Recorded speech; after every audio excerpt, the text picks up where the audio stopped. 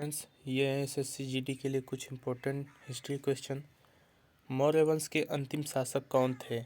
बृहदत्त थे। मिलिंदपनो क्या है? यह एक बौद्ध पाठ है। कुषाण वंश में भारतीय और शैली के मिश्रण से विकसित कला विद्यालय को किस नाम से जाना जाता है? गांधार शैली यानी गांधार कला भी कह सकते हैं इसे। कुषाण वंश के प्रसिद्ध राजा का नाम बताइए। कनिष्क, इन्होंने बौद्ध धर्म अपनाया था। शक संवत किसने और कब शुरू किया? कनिष्क ने शुरू किया 78 ईस्वी ईसा पूर्व में। और कला की गांधार शैली किसके शासनकाल में पनपी थी? तो कनिष्क के काल में ही पनपी थी। अगला क्वेश्चन, राजा खारवेल किस चेदी वंश के महान शासक थे? कलिंग के। सातवाहन का सबसे बड़ा शासक कौन था? गौतमी पुत्र सतकर्णी, इसे सप्तकर्णी भी कहीं कहीं लिखा होता है। महरौली में जंग रहित लोहा स्तंभ किसने स्थापित किया? तो गुप्त वंशज ने किया था। ये महरौली कहाँ है? कुतुब मीनार के भीतर जाएंगे तो आपको मिलेगा।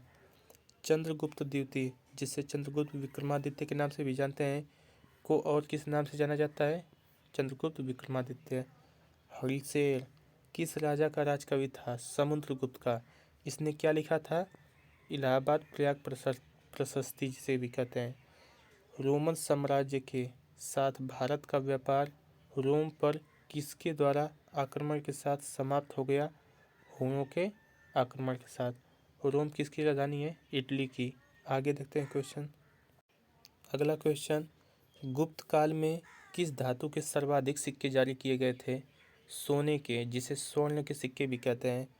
अगला क्वेश्चन, अपनी विजयों के कारण किसको भारत का नेपोलियन कहा जाता है? समुद्रगुप्त को कहा जाता है। अगला क्वेश्चन, इलाहाबाद स्तंभ के शिलालेख में किसकी उपलब्धियां वर्णित हैं? समुद्रगुप्त की, जिसे प्रयाग प्रशस्ति के नाम से भी जानते हैं। मेघदूत का लेखक कौन है? कालिदास।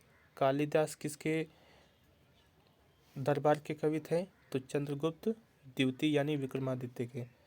फायान किसके शासनकाल के दौरान भारत आया था? चंद्रगुप्त द्वितीय विक्रमादित्य के। अगला क्वेश्चन दोस्तों, किस लड़ाई ने मोहम्मद गौरी के लिए दिल्ली क्षेत्र का रास्ता खोल दिया? तराइन की दूसरी लड़ाई 1192 ईस्वी में पृथ्वीराज चौहान को हरा दिया था इसने। दिल्ली सुल्तान का शासक कब प्रारंभ हुआ? 1206 ईस्वी में शुरू हुआ था। अजमेर में 2.5 दिन का झोपड़ा किसने बनवाया था? कुतुबुद्दीन ऐबक ने बनवाया था। किस शताब्दी में दिल्ली का कुतुब मीनार बनाया गया था? 13वीं शताब्दी में बनाया गया था। दिल्ली के सुल्तान का पद संभालने से पहले बलबन किस सुल्तान का प्रधानमंत्री था? नसरुद्दीन का प्रधानमंत्री था।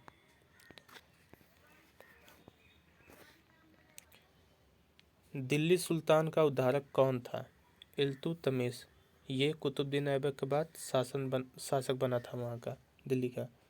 चंगेज खान ने जलालुद्दीन का पीछा करते हुए किसके शासनकाल में भारत की सीमाओं पर आक्रमण किया था? तो इल्तुतमिश के शासनकाल में।